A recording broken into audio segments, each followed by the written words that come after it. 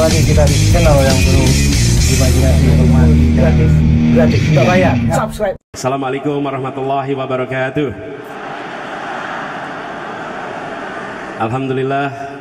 Alhamdulillahilladzi arsala rasulahu bil huda wa dinil haq liyudhhirahu 'ala dini kullihi wa kafa billahi syahida. Asyhadu an la ilaha illallah wa asyhadu anna Muhammadan abduhu wa rasuluh.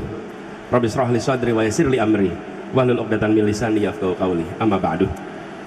Insyaallah forum ini forum tukar pikiran, tukar gagasan yang tadi sudah dibukakan awalnya dengan amat baik oleh Pak Ketua Umum Pak Haidar. Bagaimana negeri ini dibangun bukan kebetulan, tapi gagasan. Dan tokoh-tokoh pendiri Republik ini itu memiliki akumulasi pengalaman perjuangan, memiliki wawasan yang amat luas, pengetahuan keilmuan yang mendalam, dan ketika mereka diminta untuk menghasilkan saripatinya, maka muncul sebuah kesepakatan yang disebut sebagai pembukaan Undang-Undang Dasar 45, yang seluruh bagian dari pembukaan itu menjadi dokumen pemikiran politik dengan pondasi intelektual solid yang bila disandingkan dengan keputusan-keputusan negara lain, kita bisa mengatakan inilah pondasi terbaik yang ada di banyak tempat. Itu dalam artian sesungguhnya. Karena bukan sekedar kesepakatan tentang kata-kata, tapi di balik itu ada pikiran mendalam, ada penderitaan panjang kolonialisme, dan ada kehausan atas keadilan. Mengapa Republik ini didirikan? Karena kolonialisme bertentangan dengan prinsip keadilan. Jadi Republik ini didirikan pada ujungnya untuk sebuah tujuan, yaitu kalimat terakhir dalam pembukaan Undang-Undang Dasar 45, keadilan sosial bagi seluruh rakyat Indonesia. Itu kalimat penutup di dalam pembukaan, dan itulah intisari mengapa kita merdeka. Bukan sekedar menggulung kolonialisme, tapi menggelar keadilan sosial dan kemakmuran bagi seluruh rakyat Indonesia. Itu juga yang menjadi prinsip kami. Saya, Gus Muhaimin, berangkat dengan sebuah niat dan tujuan bahwa ikhtiar kita untuk melakukan perubahan bukan sekedar mengubah, tapi kami ingin Indonesia yang lebih adil, Indonesia yang lebih setara, Indonesia yang memberikan kesempatan yang setara bagi semua. Prinsip keadilan adalah prinsip utama yang kami hendak bawa. Ini yang kemudian nanti akan diterjemahkan di dalam berbagai macam kebijakan. Mengapa kita menuju ke sana? Izinkan saya menengok sedikit perjalanan bangsa kita. Bila kita tengok perjalanan bangsa ini, itu dimulai dengan kita menyepakati jadi satu bangsa. Kalau boleh slide-nya boleh ditayangkan. Mulai dengan satu bangsa. Tahun 28 berbagai suku budaya menyepakati kami menjadi bangsa Indonesia. Dan kesepakatan bangsa Indonesia itu ditandai dengan bahasa persatuan bahasa Indonesia. Bapak Ibu sekalian, kalau kita tidak menyepakati bahasa persatuan, mungkin di kampus-kampus Muhammadiyah itu kalau kuliah mahasiswanya dari mana-mana harus pada belajar bahasa. Kenapa? Karena bahasa Indonesia belum jadi bahasa persatuan. Hari ini kita menganggap sebagai sesuatu yang biasa saja bahwa kita memiliki bahasa persatuan bahasa Indonesia. Uni Eropa bersatu, ada 28 bangsa, 28 suku. Bahasa persatuan mereka, bahasa resmi mereka adalah 23 bahasa. Seluruh kesepakatannya ditulis dalam 23 bahasa. Setiap parlemennya bersidang, di belakang ada penerjemah. Semua dokumen diterjemahkan. India begitu, semua negara bineka. Kita ini yang kami sebut sebagai satu yang pertama. Nah, yang kedua adalah satu negara yang tadi diceritakan oleh Pak Haidar. Kita menjadi satu negara, negara Indonesia.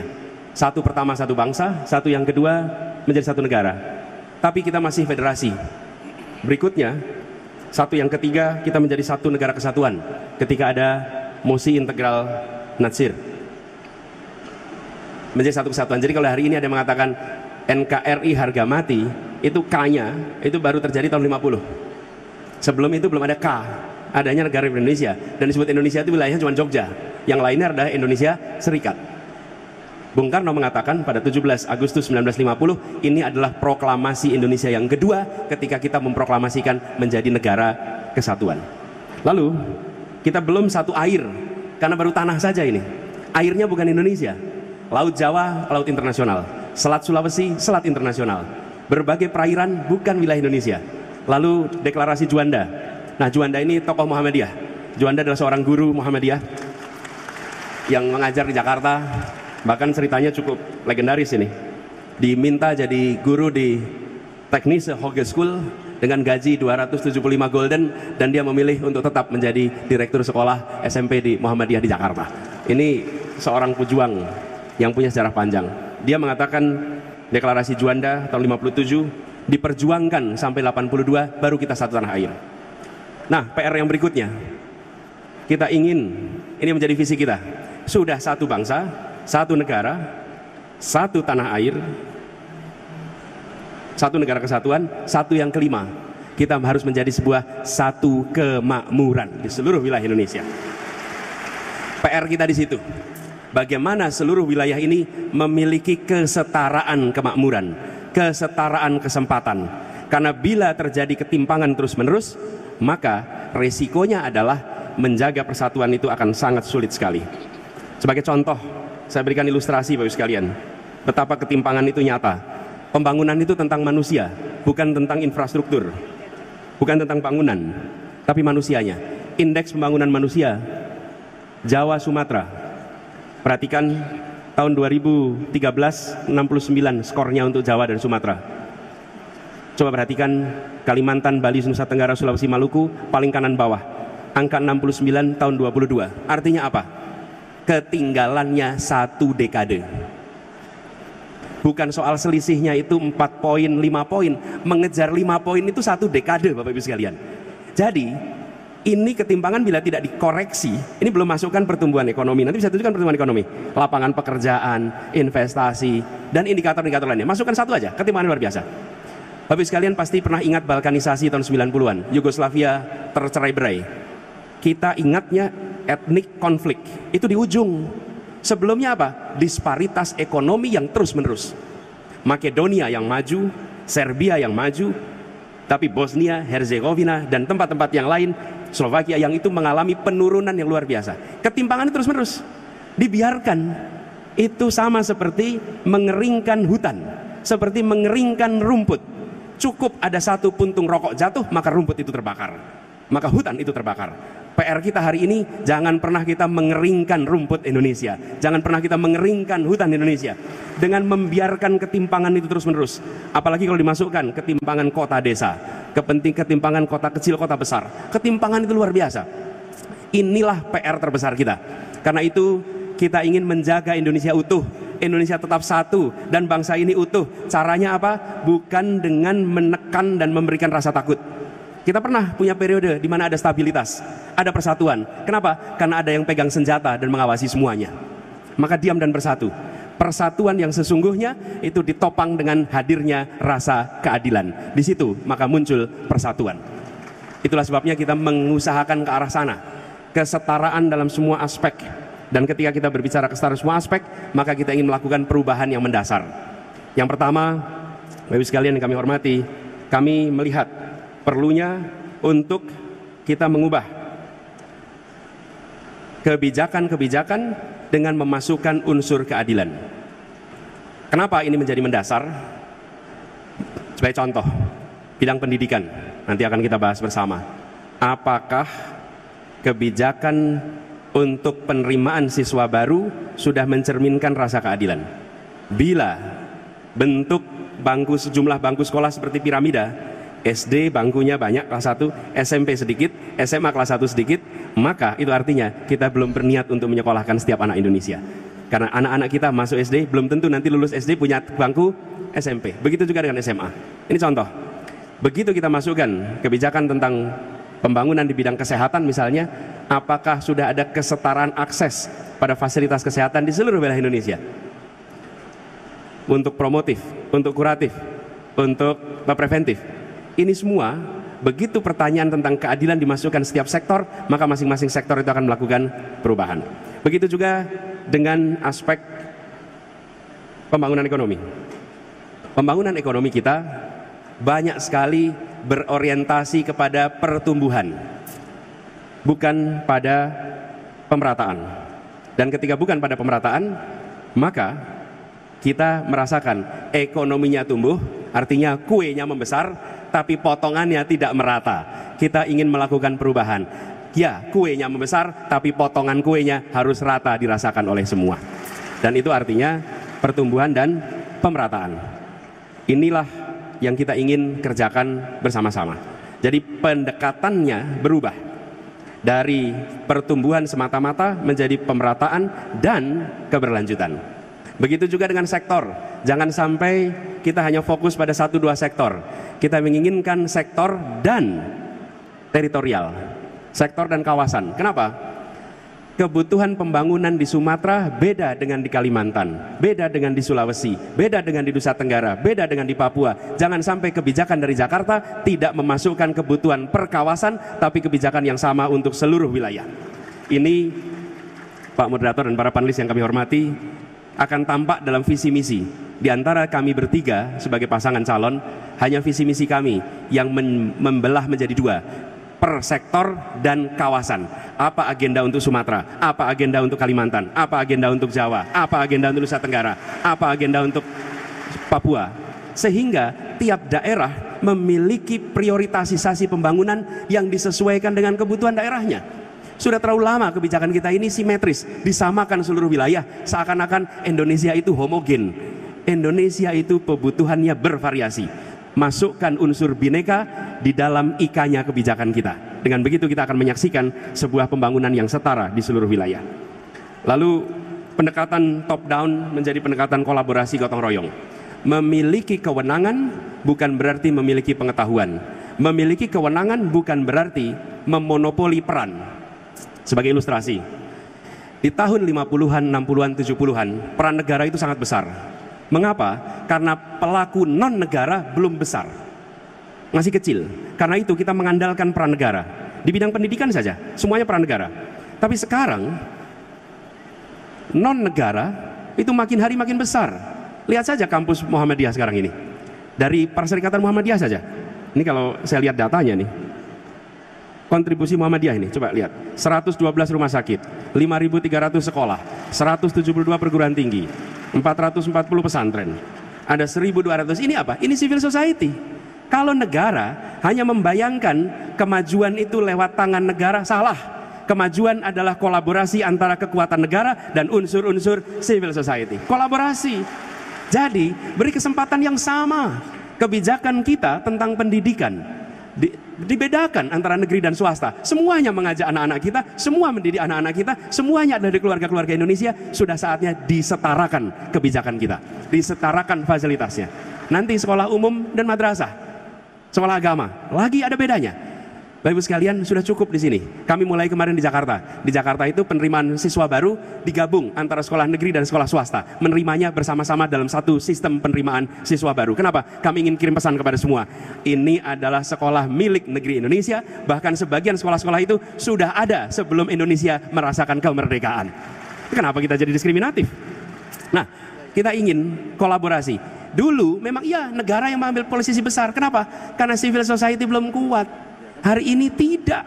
Hari ini begitu besar. Ini contohnya amal usaha Perserikatan Muhammadiyah. Amal usaha Perserikatan ini luar biasa.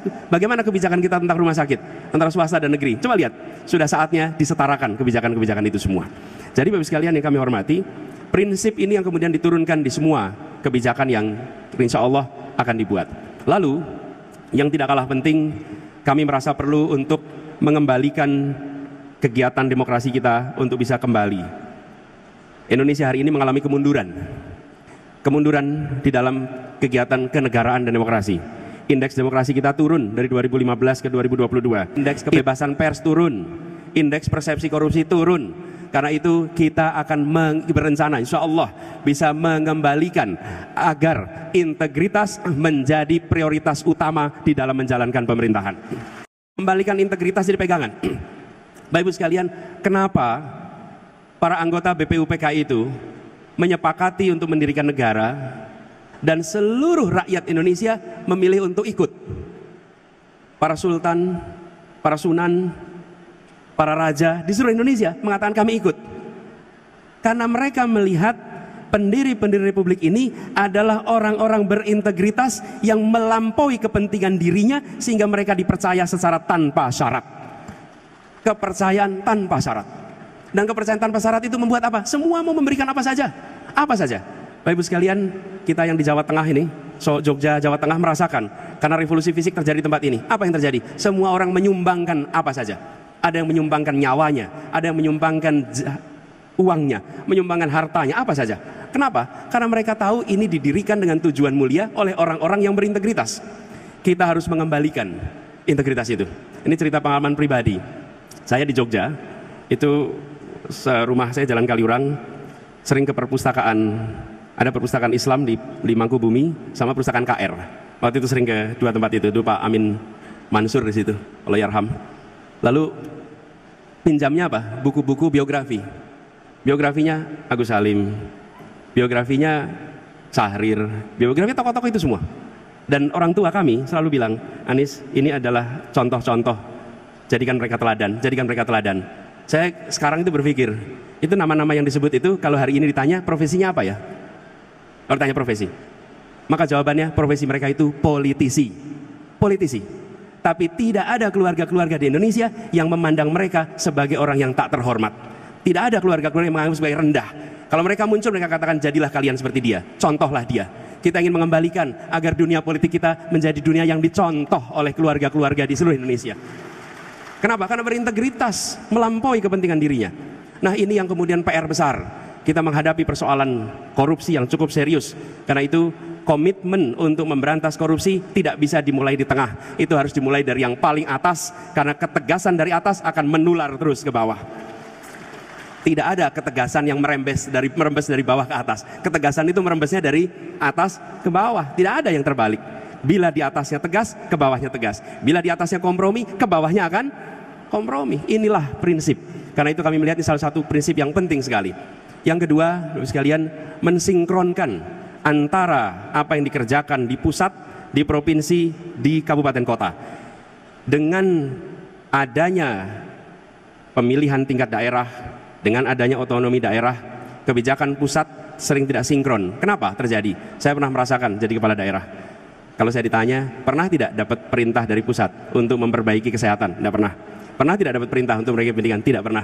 Pernah dapat perintah untuk memperbaiki soal kesehatan ibu? Tidak pernah. Jadi kalau ada gubernur, wali kota, bupati memikirkan soal ibu hamil, maka bupati, wali kotanya itu yang peduli. Bukan karena ada direction dari pusat. Ke depan itu diubah. Harus ada guideline dari pusat untuk semua isu yang harus dikerjakan oleh seluruh daerah. Kenapa? Karena pusat mengirimkan dana transfer. Dana transfer dikirimkan tapi tidak diiringi dengan tuntutan kinerja. Apa yang terjadi? Dana transfernya diterima, tapi di jalan tidak dilaksanakan program-program untuk kesejahteraan rakyat. Insya Allah dengan seperti ini, maka sinkronisasi itu akan terjadi. Integritasnya ada, sinkronnya ada. Insya Allah ini akan membuat aliran APBN kita, APBD kita dirasakan lebih baik untuk seluruh masyarakat Indonesia. Boleh diaminkan. Boleh diaminkan. Baru kali ini amin diaminkan.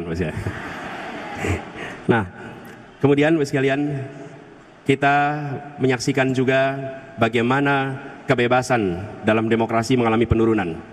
Kritik justru dibutuhkan dalam sebuah pemerintahan. Karena kritik itu akan mencerdaskan masyarakat, dan kritik itu akan memaksa pembuat kebijakan untuk selalu mengkaji mana yang lebih baik. Karena adanya hujanan kritik. Tapi ketika kritik itu mati atau dimatikan, maka yang sesungguhnya terjadi, kebijakan itu kualitasnya mengalami penurunan. Jadi kami memandang kebebasan ini menjadi salah satu hal yang penting untuk dikembalikan, bahkan kebebasan pada rakyat secara umum. Jangan sampai menyebut Indonesia dengan istilah Wakanda, dengan istilah Konoha, hanya karena kita tidak berani menyebut nama Indonesia, karena khawatir ada undang-undang ITE yang memprosesnya. Insya Allah undang-undang yang membelenggu kebebasan itu yang akan direncana untuk direvisi di kedepannya. Ibu sekalian yang kami hormati, kami melihat juga pentingnya untuk bisa mengembalikan kewibawaan bernegara dengan menjunjung tinggi prinsip-prinsip etika politik, etika bernegara yang kita saksikan akhir-akhir ini mengalami erosi. Komitmen itu harus dijaga, dan itu artinya menjaga agar kepentingan-kepentingan non-negara jangan sampai mendominasi keputusan-keputusan yang diatur oleh pemerintah. Dalam bahasa sederhana, teknokrasi yang akan memimpin proses, baru kemudian keputusan politik, baru kemudian pasar mengikuti. Bapak Ibu sekalian kami hormati, itu saja sebagai pengantar untuk diskusi pada pagi hari ini. Insya Allah nanti kita berdialog, nanti dalam dialog kami sama-sama dengan Gus Muhaimin untuk merespon, menjawab apa yang nanti akan disampaikan oleh panelis. Terima kasih atas kesempatan perhatiannya. Nasrul minallah, fatun qarib. Assalamualaikum warahmatullahi wabarakatuh.